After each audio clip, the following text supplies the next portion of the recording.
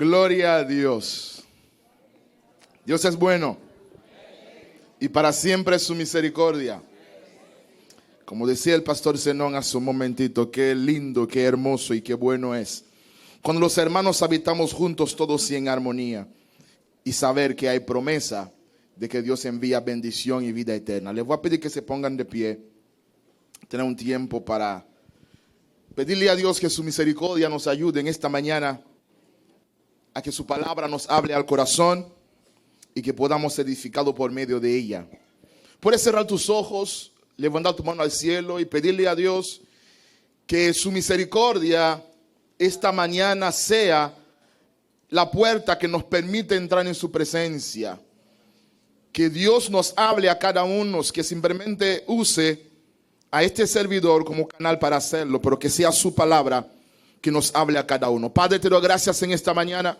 Gracias por congregar tu iglesia en este lugar.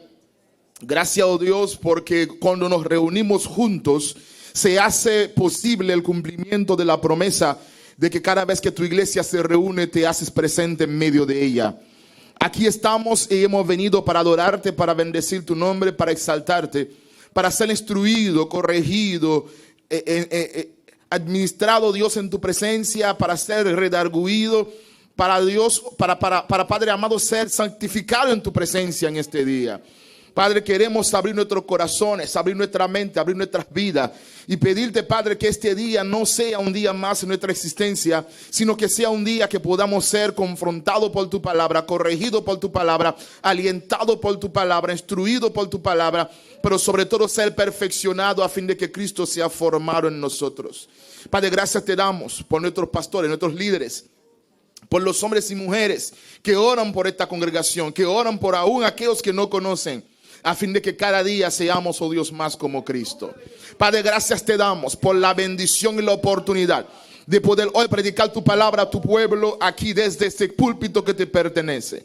Yo soy instrumento en tus manos y te pido, Padre, que en la medida que tu palabra es predicada, tú extiende tu mano, Dios, confirmándola con salvación, con sanidad, con restauración, con confirmación por medio de ella, a fin de que tú, solo tú, reciba toda gloria y tu pueblo el gozo de ser edificado por ti.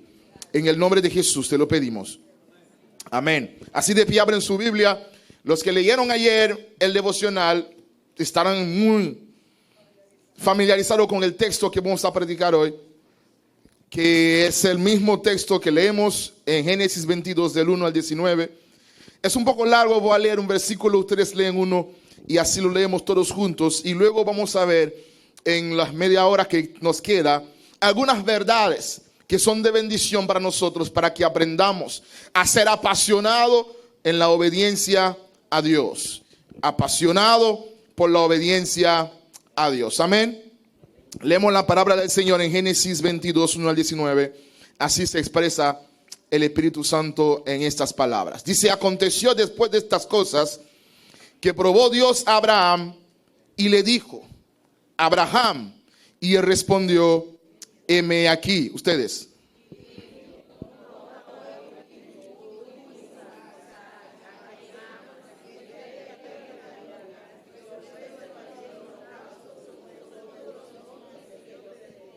Abraham se levantó muy de mañana y enabardó su asno y tomó consigo 2 siervos suyos y a Isaac su hijo, y cortó leña para el holocausto, y se levantó y fue al lugar que Jehová Dios le dijo.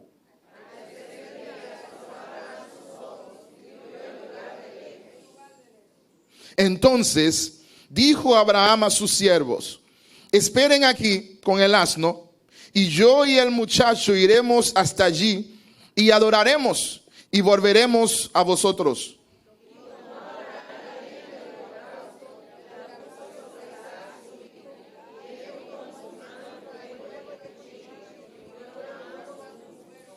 Entonces habló Isaac a Abraham su padre y le dijo: Padre mío. Y él respondió: heme aquí mi hijo. Y él dijo: he aquí el fuego y la leña, pero ¿dónde está el cordero para el holocausto?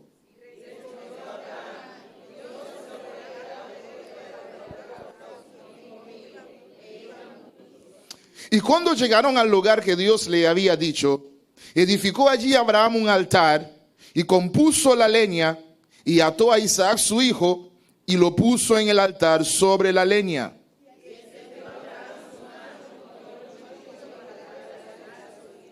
Entonces el ángel de Jehová le dio voces desde el cielo y dijo: Abraham, Abraham. Y él respondió: heme aquí.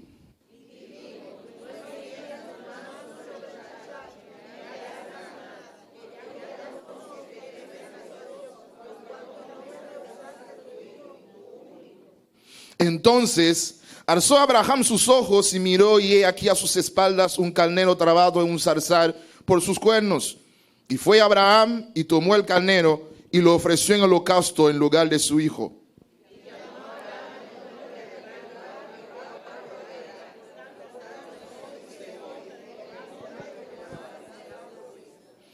Y llamó el ángel de Jehová a Abraham por segunda vez desde el cielo y dijo: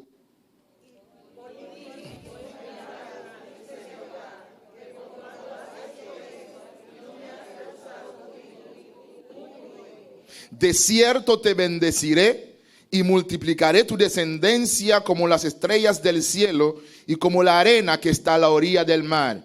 Y tu descendencia poseerá las puertas de tus enemigos.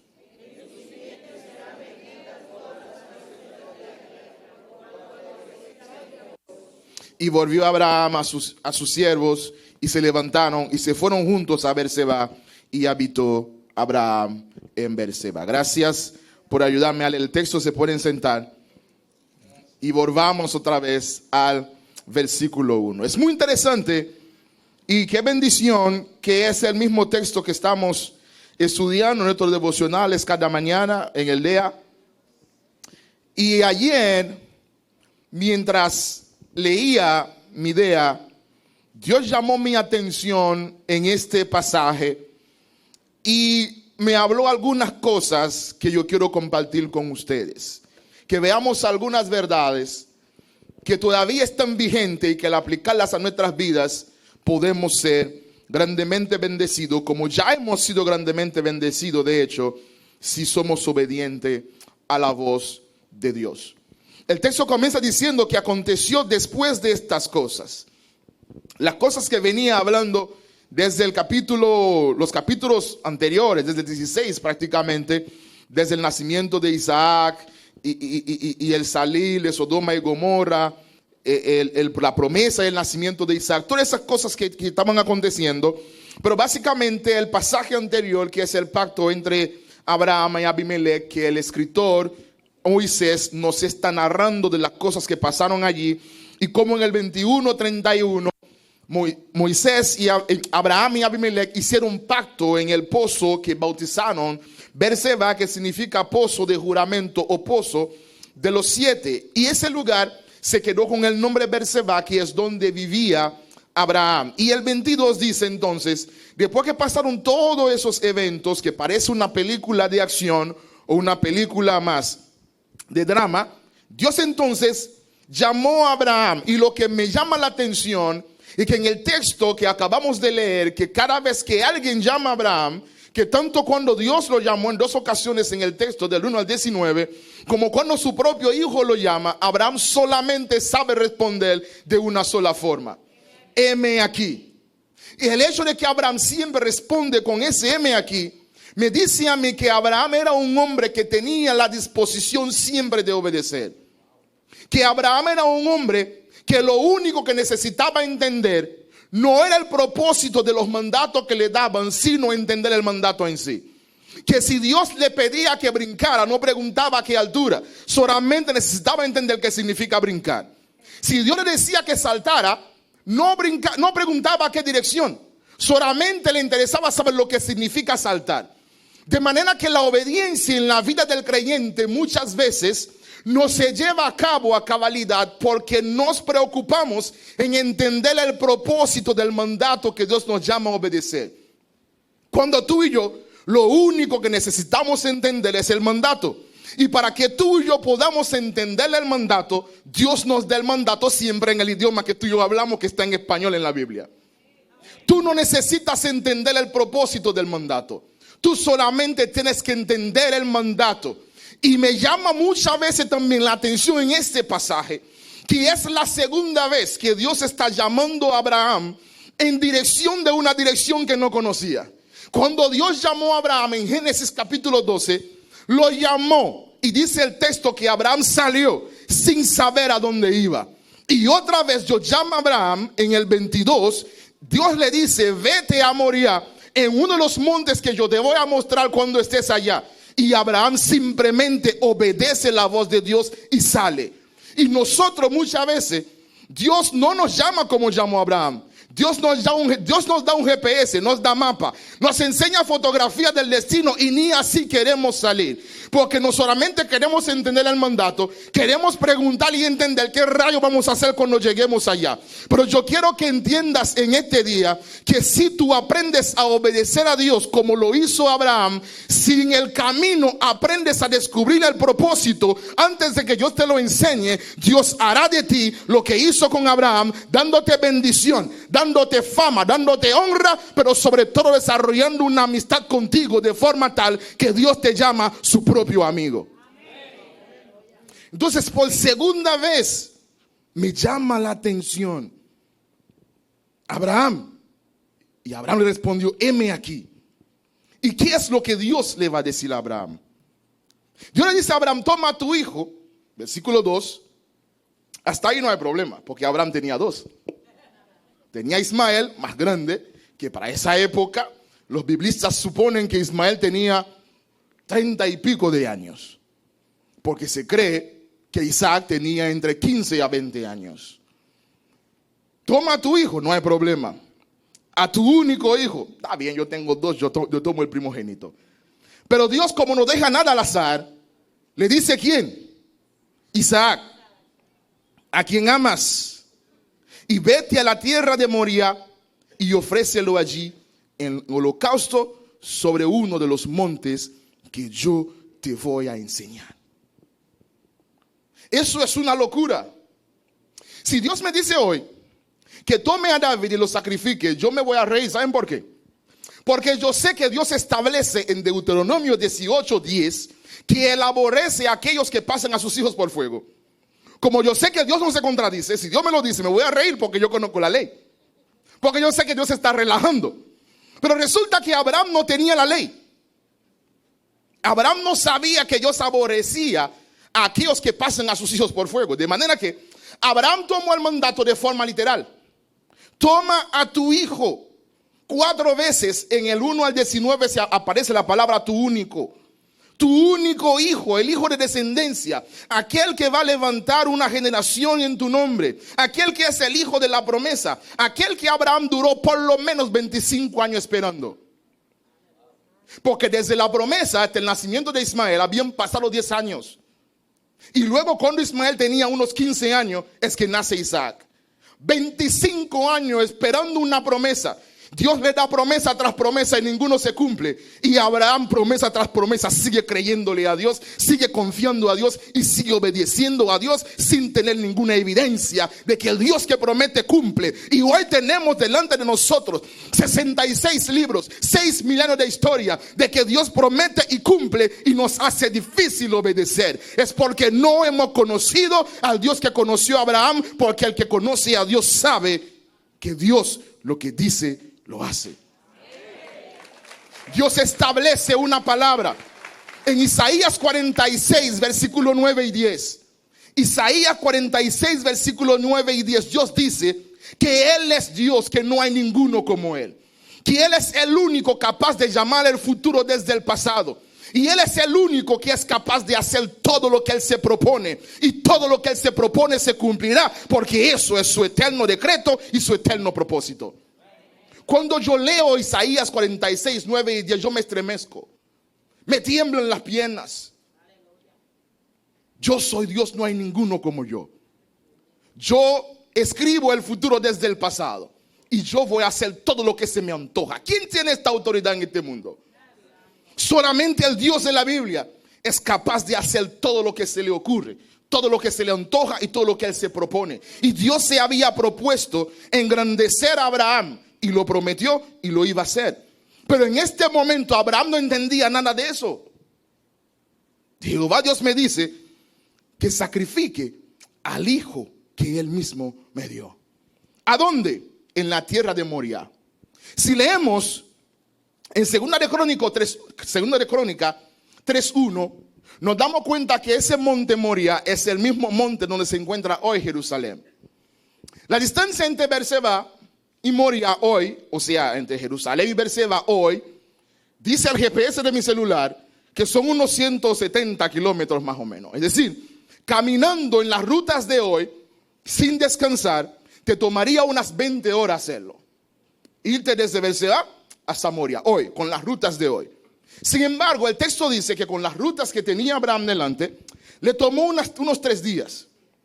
Irse desde Beerseba hasta Moria. Pregúntense ustedes, ¿qué habrá pasado por la mente de Abraham durante 3 días y 2 noches con su hijo como cordero para llevarlo al matadero? Abraham tuvo 3 días de prueba difíciles, pero qué bueno que dice que Dios fue quien probó a Abraham. No dice el texto que Dios tentó a Abraham, porque Dios no tienta a nadie. Santiago 1, 2 y 4. Porque el fin de la tentación es llevarte a la obediencia, pero el fin de la prueba es llevarte a la perfección. Y Dios prueba a cada hombre, a cada mujer, para el cual Él le tiene un propósito. Porque siendo sometida a prueba nuestra fe, hemos de ser perfeccionados. Así que cuando estás en medio de la prueba, no pregunta por qué a mí. Cuando estás en medio de la prueba, alaba por qué a ti. Porque cuando pasas por la prueba, has de ser promovido para el siguiente clase, para el siguiente nivel, para el siguiente semestre. Cuando tú y yo estamos en la escuela o en la universidad, elegimos las materias, pero no elegimos el examen. Pero lo que yo sí sé, que nadie pasa a la siguiente materia hasta que no pase el examen.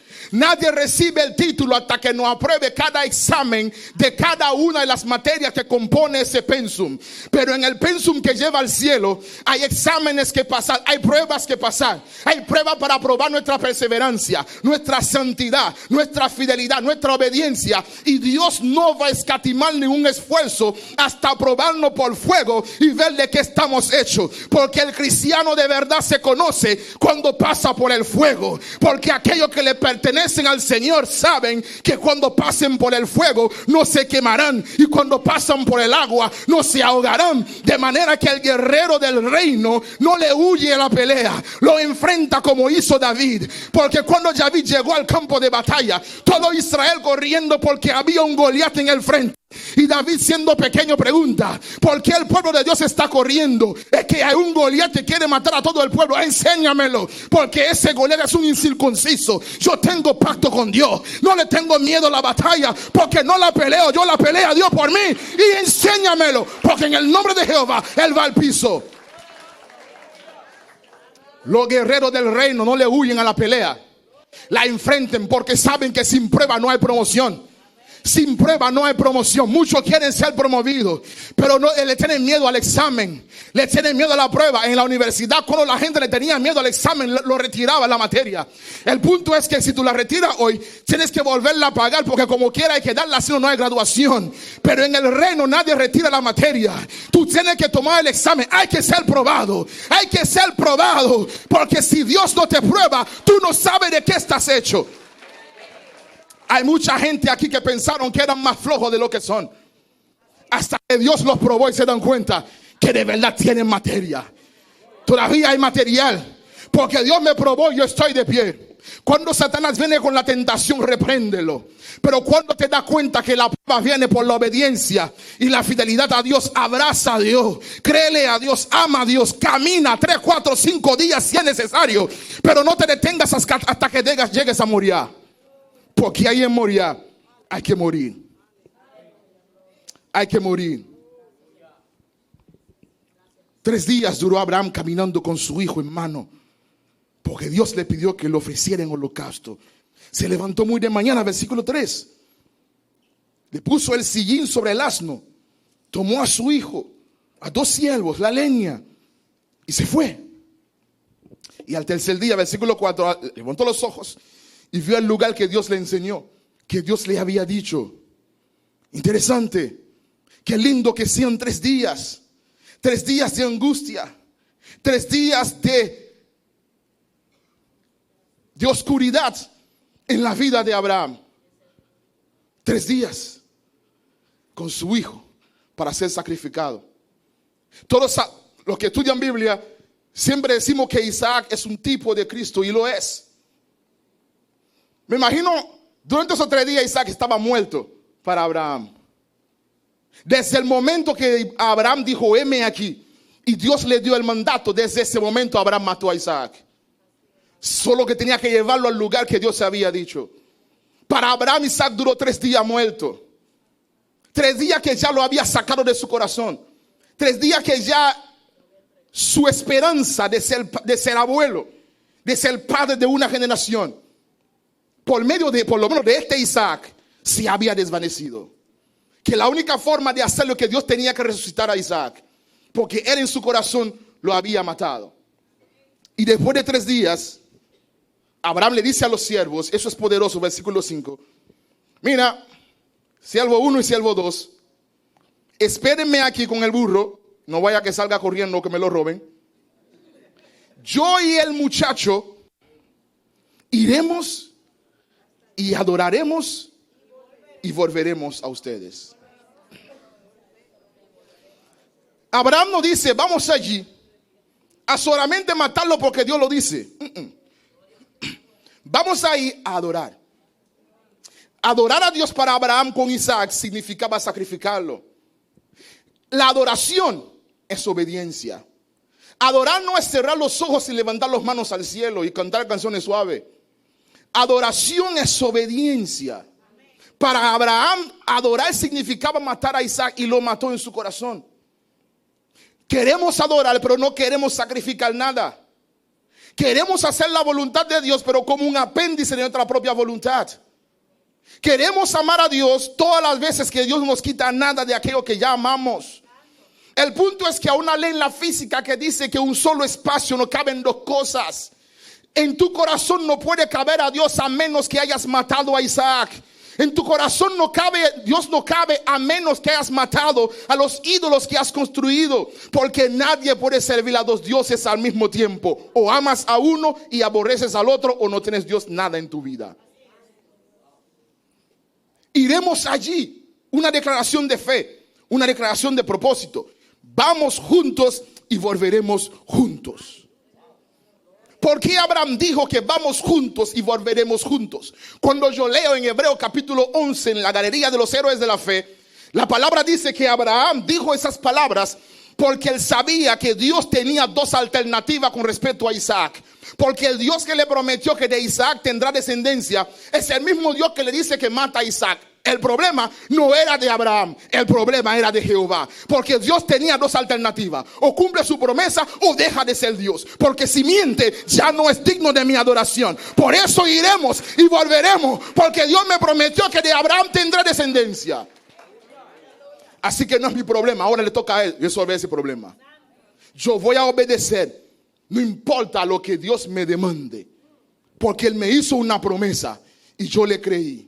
O cumple su promesa o él es mentiroso. Pero Santiago dice que Dios no es hombre ni hijo de hombre para mentir. Dios no cambia, en él no hay mudanza ni sombra de variación. Porque cuando Dios decreta, dice algo, es porque Dios ya ve el resultado de este algo. Porque Isaías 46 que leímos ahorita dice que Dios escribe el futuro desde tiempo pasado.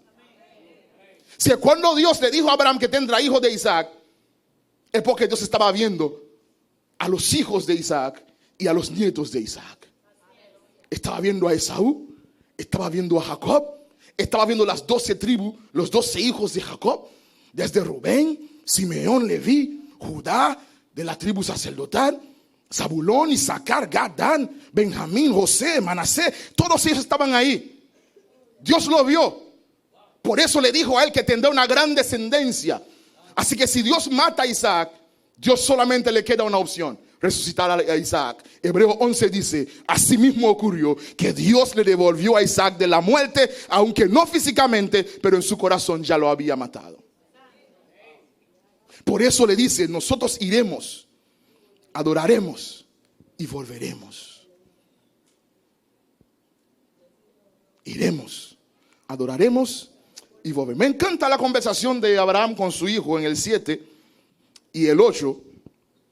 Dice el 7, Isaac, que ya no era un niño, se cree que tenía por lo menos entre 15 a 22 años, le pregunta a papá, algo no cuadra, la matemática no está funcionando bien. Aquí como que falta un variable y esa ecuación no me da 0. Aquí está la leña, por lo tanto hay altar. Aquí está el fuego. ¿Dónde rayo está el cordero? Y Abraham le respondió en el versículo 8 que Jehová se proveerá de cordero para el holocausto. Que Jehová se proveerá de cordero para el holocausto. Y vaya que Dios se proveó de cordero para ese holocausto. En este mismo monte, Mateo capítulo 1, versículo 17 dice que han pasado 42 generaciones desde Abraham hasta Jesús. Y en este mismo monte, el cordero que Dios se proveó fue levantado en la cruz del medio en sacrificio, no solamente para rescatar a Isaac, para rescatar a cada hombre, cada mujer que en él pone su esperanza. Porque la palabra dice que de tal manera amó Dios al mundo que ha enviado a su Hijo unigénito para que todo aquel que en él crea no sea sacrificado por sus pecados, sino que tenga vida eterna, porque Cristo ya murió por cada uno de ellos. El Dios que se proveerá es el Dios que se proveó allí en ese día cuando Cristo fue sacrificado por los pecados tuyos y por los pecados míos. ¿Alguien aquí conoce al Dios que se proveó? ¿Conoce al Dios que se proveerá? Por eso Pablo lo enseña en la carta a los Corintios. Si Dios dio todo por ti, dio a su propio Hijo para rescatarte, ¿qué Dios no te dará también juntamente con Cristo Jesús? Y para que no lo dudes ni un segundo, la palabra dice que Dios nos ha hecho a ti y a mí heredero y coheredero juntamente con Cristo de toda clase de bendiciones, no de las que se te antoja, sino de aquello que realmente necesitas y que Dios ha destinado para ti desde antes de la fundación del mundo y que están guardados en lugares celestiales. Todo lo que tú y yo necesitamos para vivir en obediencia lo tenemos en Dios. La otra cosa son añadiduras, son antojos. Tú tienes el aire que estás respirando y no pagas una factura por él. Dice un predicador, cada vez que tú respiras estás absorbiendo misericordia. Cada vez que respiras estás absorbiendo misericordia. Yo tengo un amigo mío en la universidad, vivíamos en la misma habitación en ISA. Sufría de asma y era una cosa terrible verlo hacer su crisis asmática. Que estábamos todos rodeados al lado de él, respirando con facilidad, y él no podía tomar ni un chin. Él trataba, no podía tomar ni un chin de aire, ni un chin. Llegó un momento que cada vez que llamábamos a Movimed, que era la empresa que le daba asistencia a ISA por los estudiantes, desde que decíamos que era un asmático decían gonela. Porque era cada día que llamamos a Movimed. Una vez hizo una crisis tan fuerte que lo llevamos al centro médico Cibao y él murió. Sí. Salimos a ponerlo de acuerdo quién iba a hacer la llamada, de llamar a sus padres. Resulta que él es hijo de un pastor. Sí, él es hijo de pastores. Salimos a decir quién le toca hacer esa llamada tan incómoda. Y la enfermera que lo estaba arropando porque ya murió, hay que hacerlo papeleo, era cristiana y se puso a orar por él. Resucitó. Está casado con una prima de Minerva y tienen 2 hijos hermosos y Dios lo ha bendecido grandísimo. Pero ese tipo no murió por las oraciones de su papá, porque cuando llamamos a su papá para dar la noticia, dijo que con él murió y resucitó, él estaba orando por sus hijos. Pero él, rodeado de oxígeno, él no podía tomar ni un chin. Ni podía comprar ni un chin. Porque sus pulmones no lo recibían. Entonces, ¿alguien todavía cree que es bendecido acá? ¿Que somos bendecidos? Porque podemos respirar, porque tenemos vida y tenemos esperanza en Dios. Jehová se proveerá. El Padre de la fe nos da una lección de fe ahí tan poderosa, de entender que no importa las circunstancias, es que Dios no te invita, luego se cruza los brazos para ver lo que vas a hacer. Dice alguien que antes de que esté la necesidad, hace tiempo que Dios proveyó de la provisión. Nuestro problema es que muchas veces, cuando llega la provisión, cuando llega la providencia, cambiamos al proveedor y adoramos a la providencia. El proveedor siempre será más importante que la providencia, porque toda providencia viene del proveedor. Y sin el proveedor, nada funciona. Jehová se proveerá. Se proveerá de misericordia. Se proveerá de gracia. Se proveerá de perdón. Porque cuando Dios te salvó, cuando Dios te llamó, Dios sabía que tú ibas a fallar. Dios sabía que te ibas a esconder debajo del ensilaje, del heno, como hizo Saúl. Yo lo sabía.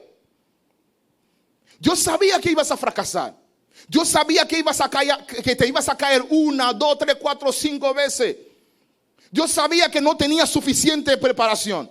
Dios sabía que no tenías suficiente capacidad. Dios sabía que no sabías hablar. Dios sabía que tú eras tímido. Dios sabía que te iban a rechazar. Dios sabía que tenías miedo y aún así Dios te llamó. Dios sabía que tu salud no iba a dar y aún así Dios te llamó. Porque Dios no te llama basado en tu capacidad. Dios te llama basado en su propia capacidad. Porque tu debilidad más débil, más vil, se perfecciona en su poder de forma tal que la gloria y la excelencia sea del nombre de Dios y no tuyo. Él se proveerá. Él se proveerá todo lo que necesitas si estás dispuesto a obedecer. 9 y 10. Y cuando llegaron al lugar que Dios había dicho, Abraham edificó ahí un altar. Y créeme que la madera para edificar el altar no era un chin. El altar tenía que tener por lo menos 1 metro de altura. Por eso se cree que Isaac ya era un adolescente con mucha fuerza. Porque Abraham estaba tieso. Ya no daba para cargar eso. Edificaron ahí un altar, compuso la leña y ató a Isaac. E Isaac no hizo resistencia. Isaac confió en el juicio de su papá. Porque Isaac aprendió a obedecer al Dios que obedecía a su papá. Si algo aprendemos de la vida de Isaac es su obediencia y su fidelidad. Y Abraham entonces tendió su mano y tomó el cuchillo para degollar a su hijo. Entonces el mensajero de Jehová, el ángel de Jehová, el mensajero de Yahweh literalmente, dio voces desde el cielo y le dijo, Abraham, Abraham, y le respondió, heme aquí. No le hagas daño al muchacho. No toques al muchacho. No le hagas daño. Abraham superó con creces la prueba de la esperanza y la confianza en el Señor. Lo superó con creces. Hebreos 11, 17 al 19, así lo dice. Abraham dice, heme aquí. Y el ángel le dice, no mates a tu hijo. No le hagas daño porque ya conozco. No es que conoceré. Ya conozco que temes a Dios por cuanto no me rehusaste tu hijo, tu único hijo. Mis hermanos, la victoria en Dios no es algo que alcanzamos en el futuro. La victoria no es algo que vamos a lograr. No. La victoria es algo que estamos logrando en la medida que somos obedientes y fieles. La victoria lo obtenemos en cada acto de obediencia y de fidelidad a Dios. Todo aquel que permanece fiel y obediente está siendo victorioso independientemente de la condición y las circunstancias del presente. Porque el presente no nos define, lo que nos define es una esperanza bienaventurada de que Dios ha conquistado para nosotros promesas eternas. Si estás siendo fiel y obediente, eres exitoso. Tú no eres un guerrero porque estás ganando batallas. Eres un guerrero porque estás peleando batallas. Todo aquel que pelea la buena batalla es un guerrero del reino. La victoria la da Dios. A nosotros lo que nos corresponde es ser fiel y ser obediente.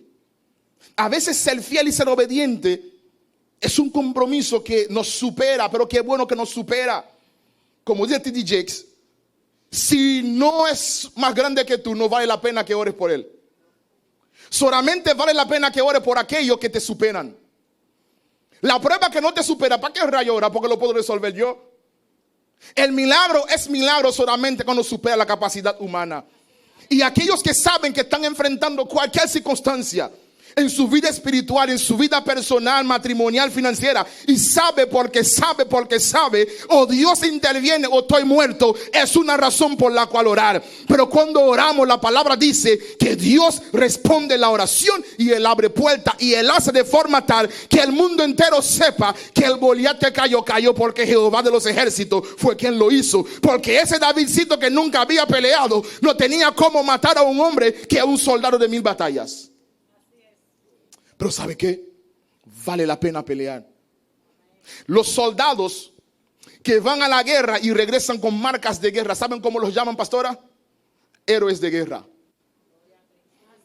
Héroes de guerra, aquellos que van a la guerra y regresan con marcas de guerra, que un balazo y no murieron, que la bomba explotó, se le fue una pierna y no murieron, son conocidos como héroes de guerra, pastor Zenón, porque es la marca de testimonio de que pasé por lo peor y todavía estoy de pie, y que yo no me voy hasta que Dios lo haya. Oh Dios, algún héroe de guerra en este lugar que ha aguantado lo peor, que ha recibido embate del infierno, que ha recibido embate del mundo de pecado que vivimos, pero todavía están de pie. Tus marcas de guerra son testimonio de que eres un héroe de guerra. Así que sigue usando tu armadura. No importa cuánto flechazo, no importa cuánto espaldazo, lo que importa es que cada vez que te caes, te levantas y le dices: aquí yo estoy, trae la próxima batalla, porque esta ya la superé, ya la vencí, estoy listo para el próximo. Oh Dios mío.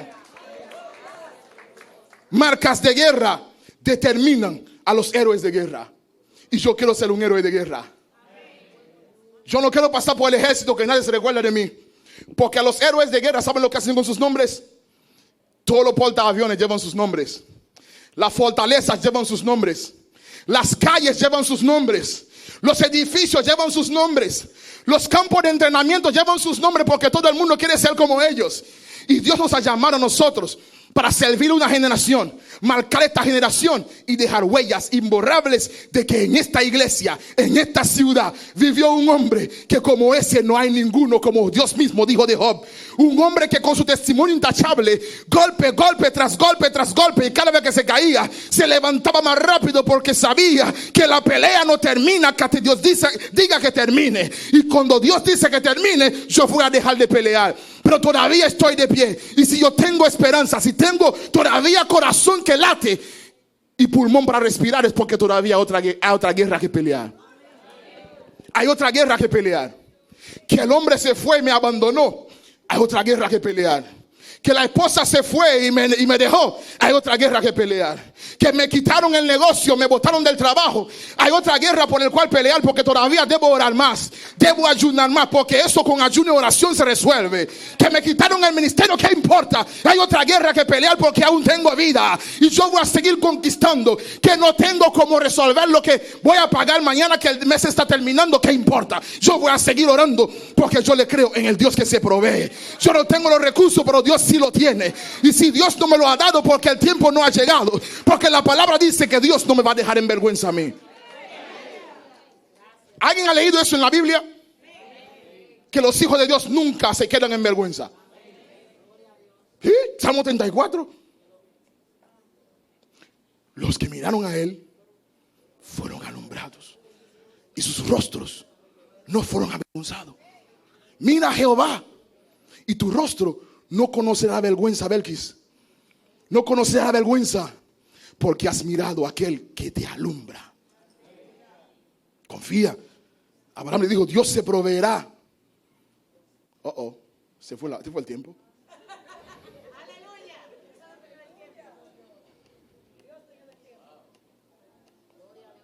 Entonces Abraham, versículo 13, vio el cordero y lo ofreció en holocausto en lugar de su hijo. Y llamó a aquel lugar: Jehová proveerá, Jehová Jireh. Así Abraham llamó a este lugar. que 42 generaciones después se iba a convertir en el monte de sacrificio de Jesús. Y el ángel entonces en el 15 en adelante vuelve a llamar a Abraham y le confirma las promesas que Dios le había dado a Abraham. Abraham será bendecido, será multiplicado, tendrá bendición, prosperidad, será canal de bendición para muchos pueblos, porque no es algo que Abraham conquistará en el futuro, sino que lo conquistó en el pasado desde el momento que respondió: heme aquí. Dos cosas por lo menos aprendo en este pasaje: de que la obediencia demanda obediencia. Cuando Dios llama, Dios está esperando que tú y yo obedezcamos. No entendiendo el propósito del mandato, sino entendiendo el mandato. Si entendiste lo que significa lo que Dios pidió, olvídate del resultado final. Simplemente obedece. Y lo segundo que aprendo en el pasaje es que Dios no te va a pedir nada que no te haya dado primero. Dios no te va a pedir nada que no te haya dado primero. Dios le pidió a Abraham a Isaac porque Dios fue quien le dio a Abraham a Isaac. Y cuando Dios te pide algo que Él mismo te había dado, es para devolvértelo. Porque Dios es un padre que cuida, ama y añoña a sus hijos. Al hijo mío a veces lo disciplino y le quito el carrito. Y le digo: no hay televisión por 2 días. No hay tableta por 3 días. Pero al final se lo presto de nuevo. Después de 2 días, después de 3 días.